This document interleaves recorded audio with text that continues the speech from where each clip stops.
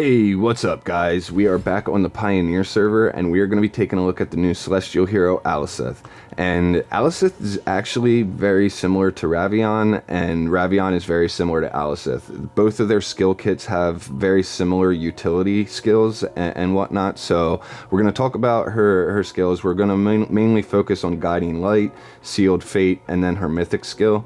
So yeah, and then we'll do some PvP fights, and I'll also talk about how Ravion and Ali both are very similar to each other. So anyway, the Guiding Light passive says ALICETH grants an ally Bright Feather, prioritizing the nearest ally in her row. After that ally deals range damage 3 times, they unleash a feather for an additional strike. This extra strike can trigger once every half a second. So having a hero that gains Bright Feather, so if you have a hero that does a lot of normal attacks, you're probably going to want to give them the Bright Feather buff, because if you can boost up their attack speed and things like that with certain artifacts and stuff, you can really get a lot of these extra feather attacks out there, and it can do a lot of extra damage in a fight, especially if it comes down to the end where you're like 1v1ing or 2v2 and whatnot. It can be a really good extra skill to have on or extra damage to have on your hero. And then the really big part about this skill, and what I think is probably the best part of this skill, is if the ally granted Bright Feather is a ranged unit, their normal attack range is increased by 5, and this is huge. Especially for heroes like Shamira, for example, who only has a range of 4. If you can give her 5 extra range, she's going to be able to stay in a much safer zone on the map and possibly be able to get way more attacks off and get her ultimate off there, and you know, just it's just really good. I was also thinking about, what if I paired Walker with ALICETH? Would that give him a range of 6? Because he has a range of 1, and I don't know if he's actually like counted as a melee hero, even though he shoots a gun. So I don't know. I'm just gonna have to test that out. I don't think we're gonna test it in this video, but if I am able to make that work, I'll definitely make a video about it. But I thought that could be a really cool thing. Anyway, that's Guiding Light and the most important parts about it, in my opinion. Now, Sealed Fate says when a battle starts, ALICETH places a mark of judgment on the furthest enemy. She and allies with Bright Feather both prioritize attacking the marked enemy, and their attacks against that enemy gain an extra 35 penetration. And that goes up as the skill gets leveled up, so you get a total of 50 penetration, which is actually huge. And the cool thing about this is if you gave Lily May the Bright Feather buff, you could actually use Lily May to target a rearmost hero instead of having her target whatever hero is closest to her, because that's normally how she works. I mean, that's really how most heroes work unless it says otherwise. However, using ALICETH, you can now take these heroes that don't target a specific spot on the map, and you can have them target like the furthest hero. So, you know, if you combined ALICETH and Lily May together and then put Vala on your team, you could all target the same hero and burst that hero down super quick. And it could be pretty effective in certain fights against certain teams, and it's just a really cool way, another cool way you can kind of manipulate the battlefield and manipulate the way the fight goes and all that stuff. So I really like this skill, and she's got a lot of utility, and just like Ravion, you mainly will use her for her utility, and then also for the fact that she can you know, single target burst down a hero, and just like Ravion can. Like in the video I made yesterday, I showed you guys how Ravion was able to get his ultimate out at the end of the fight and finish off the last 2 heroes for my team. So she's much the same like that with her utility and stuff, but also the ability to, you know, do some decent damage against a single target. Anyway, let's look at her mythic skill here. The first time ALICETH or any ally with Bright Feather takes a fatal blow, ALICETH presents their defeat, and the affected hero instead becomes invincible for 1.5 seconds and recovers 30% HP. Afterward, ALICETH or the ally is moved to a safe spot within 4 tiles, and allies who are unaffected or steadfast can't be moved. And this skill can only trigger once per hero. Now, I don't think this skill affects your whole team. I think it's just the hero with Bright Feather. When it says this skill can trigger once per hero, I think they just mean between ALICETH and the hero with Bright Feather. I don't think they're talking about your whole team. So yeah, it's a really nice mythic skill that just, you know, gives your team gives your heroes a couple heroes a second chance at doing getting their skills out there, maybe getting an ultimate off, you know, all that kind of stuff. And then at level 4, it says for every 4 feathers shot by an ally with Bright Feather, a burst of light erupts, dealing a ton of damage, 330% damage to adjacent enemies, and blinding them for 3 seconds. Then it says blinded enemies lose 40% HP per second. So yeah, it seems like a lot of damage, and just like I said before, if you have a hero that does a lot of normal attacks in a very short amount of time, you could trigger this this mythic skill where the light erupts. You could trigger that pretty quickly in a fight, and it could possibly do quite a bit of damage. So yeah, it's a pretty good mythic skill, and I feel like if you're gonna pull for this hero, you probably won't be disappointed. So yeah, but also she's not like a must pull. You don't have to have her. Just like really any Hypogean Celestial unit, you don't need to have them on your account. I mean, I have a ton of them, but I never use them anymore, and I do just fine in PvP.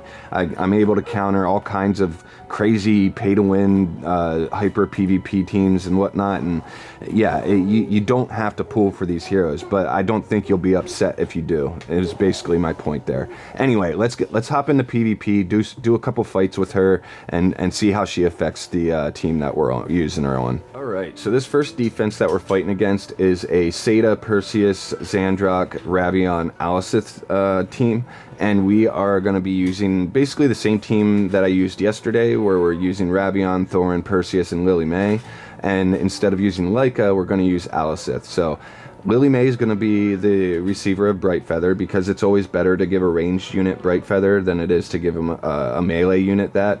But you can see that Zandrock here has the target on him. However, the Zandrock's going to be untargetable at the start of the fight, so when I hit battle, you'll see that Lily May just still ends up going for this enemy ALICETH, because that's the closest hero to them, and you know, it is what it is. I can't really do anything about Zandrock being unaffected or untargetable at the start, but you'll see that we do pretty well in this fight.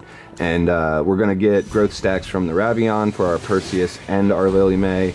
The artifact that we're using, Divine Favor, is also going to give our Perseus and Lily May a growth stack, because it makes the 2 rearmost heroes unaffected at the start of the fight, and also grants them an attack boost and an energy gain boost. So it's a really good artifact for this new coming season, Divine Favor. I think it's going to be probably one of the better PvP artifacts to use. But anyway, also you can see my Lily May hasn't moved on the map. Normally she has to run into the center a bit more and get in a dangerous area, but having her with that extra range, she doesn't have to run in there and be in a dangerous spot. Also, I don't know if you noticed, but my Perseus had his wheat field up the entire battle, so that having him connected to Thorin is extremely strong, and I'm really liking that combination of Thorin and Perseus together.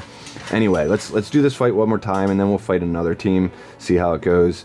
And yeah, so we've got Fatal Blow protection for our Perseus and our Lily May from Ravion, and then we also have another Fatal Blow protection for our Lily May from the ALICETH. So you're getting a lot of the same things from using Ravion and ALICETH together, you know, with the Fatal Blow protections, the buffs and whatnot. It's just they're both really good heroes, and they're both really similar to each other. So if you really wanted to, you could just pull for Ravion and have like a discount version of ALICETH. So yeah, they're both really cool heroes, and as you can see, we just won again. Had really no problem against this team, and it's working out quite well. So let's go ahead and do another fight against a different team and see how this holds up against us, and just check out more of the ALICETH skills. Got a little bit of lag there for a sec. Let's see what this person's running. Ogya. I don't know how to say the name, but anyway, let's get in here. And it looks like my PvP defense isn't really working too well. I haven't really gone through all my fights and watched them, but yeah, it's also, we're on the Pioneer server, so everybody's running like, you know, 5 Hypogean Celestial units, all very, very niche ones, and it's really funny when the Pioneer server's open, because everybody just runs the wackiest teams, and yeah, it's entertaining. Anyway, this team that we're fighting against is Dunliner, Ravion, Lily May, Perseus, and ALICETH also, and it looks like it's Perseus is getting the ALICETH buff here on this team. So I don't know if I'd recommend that. I'd rather have Lily May get the buff from ALICETH, and we're still going to use the same team: Ravion, Thorin, Perseus, Lily, and ALICETH. We're also going to keep using well, I guess they're using confining spells, so we'll switch to let's switch to enlightening spell, and that's going to give our Perseus an extra stack. Maybe I want to make... What if I do that? No, that gives Thorin. Because I was thinking if I give Lily May the attack speed boost from Enlightening Spell, she's going to get more feathers out, but I think we'll be fine like this. So let's go ahead and hit battle and see how this goes. Now our Lily is... See, and this is the problem with the way the targeting thing works with ALICETH. A lot of times these heroes are untargetable at the start of the fight, so it ends up being that your Lily or whoever targets the closest hero to them anyway. But you know, it is what it is. We made quick work of the Dunliner on this team, and now we just have to kill this Perseus, and that shouldn't really be an issue. We've only lost our Ravion, and yeah, there we go, we got the win. And we still had our wheat field up, so our Perseus really never got into danger or anything like that. And ALICETH did quite a bit of damage in this fight, actually, so that's pretty cool. So yeah, she can do some decent damage. Like I said, I think if you pull for her and you're using her in PvP, you're probably going to want to pair her with another damage dealer that's pretty good, because she's a single target damage dealer. So you're going to need that extra help to kill other heroes faster, because it's really important to kill multiple heroes as quickly as you can. That's why AoE heroes are always so good, it seems like. But anyway, I think that's going to be about it for today, guys. I just wanted to talk about this hero, and also kind of talk about how she's very similar to Ravion, or how Ravion is very similar to her. And yeah, anyway, loot bar link down below, Discord link down there too, and if you can, please like, comment, and subscribe. I'll see you guys in the next one. I really like brownies, yeah. It's yummy.